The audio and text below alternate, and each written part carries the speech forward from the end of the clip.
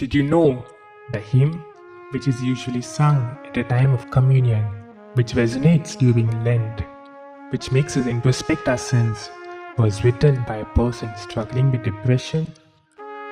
There's a fountain filled with blood was written by William Cowper. He was a hymn writer who was also recognized as a secular poet. He was one of the early writers of romantic poetry during his time. William was born in his father's rectory, in other words, a parsonage at Great Berkhamsted, England, on 26th of November 1731. Let's take a glimpse of William's childhood.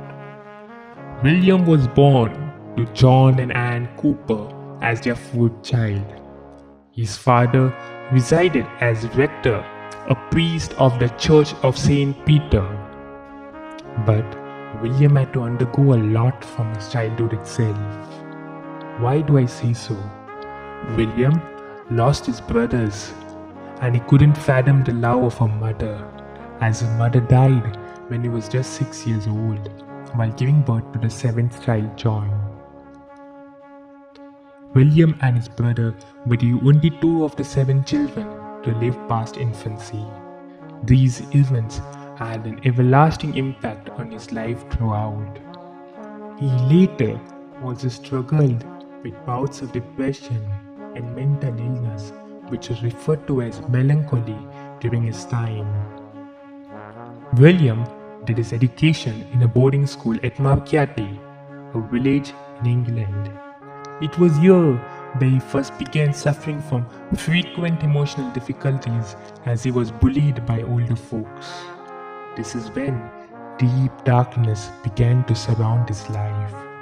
But things changed when he was transferred to Westminster, where he was much happy. During his education phase in Westminster, he took a liking towards studying Latin and writing poetry, a trait that was with him all throughout his life. After his education at Westminster, he moved to the home of his uncle to be trained for a career in law, to become an attorney or a lawyer, as his father wanted him to do so. After graduating, he was apprenticed to a lawyer. During this time, he fell in love with his cousin Theodora, whom he wished to marry.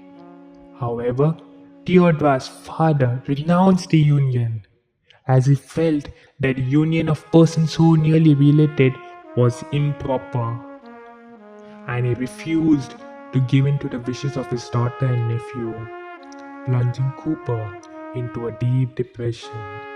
This led to his first severe attack of mental illness. Things never went in the way Cowper wanted it to be. In 1763, just as Cowper's career seemed assured, tragedy struck again.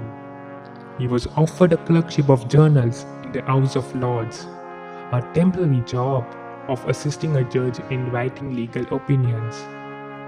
But under the anxiety and fear of answering the exam, it caused him to suffer such a mental breakdown that he attempted to end his life 3 times and nearly succeeded. Friends recommended that he be sent to an asylum. So he was then sent to St. Albans Asylum and came to be under the care of Dr. Cotton, a Christian therapist, where even prayer was part of the treatment. Dr. Cotton was a lover of poetry and a committed Christian. During Cowper's 18-month stay, he was taught in the asylum to read Bible, and thereby he began to read the Bible, which brought peace to his mind and spirit, and he eventually recovered. In 1764, a wonderful event took place in the asylum, an event that changed the course of Cowper's life. He understood the formula of righteousness, which was faith. This righteousness from God comes through faith in Jesus Christ to all who believe. While reading Romans chapter 3 verse 25, this verse spoke to him. God presented Christ as a sacrifice of atonement through the shedding of his blood to be received by faith. These words touched the core of his heart and made him to receive the Lord as his personal savior, which gave Cooper the hope to recover and was a source of inspiration. After recovering, he settled at Huntingdon with a retired clergyman named Morley Hunvin and his wife Mary. Cooper grew to be on such good terms with the Unwin family that he went to live in their house. There he met John Newton, the author of the famous hymn Amazing Grace. Tragedy struck when Unwin passed away in 1767. This was a time when John Newton persuaded Mrs. Unwin and her family along with Cooper to move to Olney, where he was the priest or a vicar of a small church. Newton and Cooper developed a close friendship over the years and began a joint publication that became very influential, the Olney Hymns. Newton often would invite Cooper to join him in visiting and helping the sick. In this journey, day after day, John Newton, William Cooper, and William Wilberforce met between their homes and would ask God to give them the strength and wisdom for the abolishment of slavery and the British Empire. Their prayers were not in vain. God did answer their prayers and made their dream a reality. But did you know where did William pen down this hymn, "There's a fountain filled with blood"? This hymn was written after a significant period of depression, his most beloved and most controversial hymn. It was most likely written in 1771, first published in Cornier's collection of psalms and hymns in 1772, and then republished by Cooper and Newton in 1779 for the Olney Hymns. This hymn was composed by Lowell Mason. Being much inspired, Cooper ended up contributing 68 hymns. Cooper thrived under Newton's guidance, and his time in Olney was some of the most happiest periods of his life. In 1773, Cooper's brother died, and thereby the poet relapsed into his deeper state of depression. He imagined that he was eternally condemned to hell and became convinced that God wanted him to commit suicide. But Mary Unwin took care of him with great devotion, and after a year he began to recover. This is when he was moved to write his famous hymn on God's providence, "God Moves in a Mysterious Way." This hymn was written as an outpouring of gratitude to God after his attempted suicide, one of his last hymns. During this time, John Newton moved to London. Mary Unwin, wanting to keep Cooper's mind occupied, suggested that he write on the subject of the progress of error and take up carpentry and gardening. After writing a satire of this name, he wrote 7 others.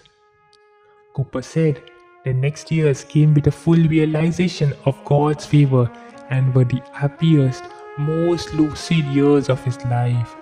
In 1781, Cooper met a sophisticated and charming widow named Lady Austen, who inspired new poetry. It was during this time he wrote his most famous secular poem, The Task, based on anti-slavery, which received much acclaim and he became famous. Cooper was at his best in everything. He had a best-selling publication. Benjamin Franklin had written a review of his book, and Cooper was known internationally for his works. But all these things did not have any meaning to him. Cooper became engaged in his tasks, and he was so amused by a story heard from a friend that he began to write a poem titled The Diverting History of John Gilpin. It is said that the writing of this poem kept him from being completely insane. What a wonder! A trait that was learned in childhood helped him throughout his life. His first volume of poetry was published in 1782, and to this day he is considered among the best of early romantic poets. Surprisingly, Cooper also had a humorous side to him, as reflected in his literature and letter writing. But darkness covered Cooper once more after the death of his beloved nurse and friend Mary Unwin. It plunged him into such a state that he never fully recovered. Her death brought on the writing of another poem called The Castaway, which was his last. He was seized with dropsy, in today's term edema, in which swelling of skin takes place in the spring of 1800. Lastly, he died on 25th of April. One who saw him after that remarked that he was surprised to see the composure and calmness which was present on his face. Indeed, a man who suffered throughout his life with distress and depression was led purely by the grace of God to be a person who is remembered even today. He is buried in the chapel of St. Thomas, Canterbury, where a stained glass window commemorates his life.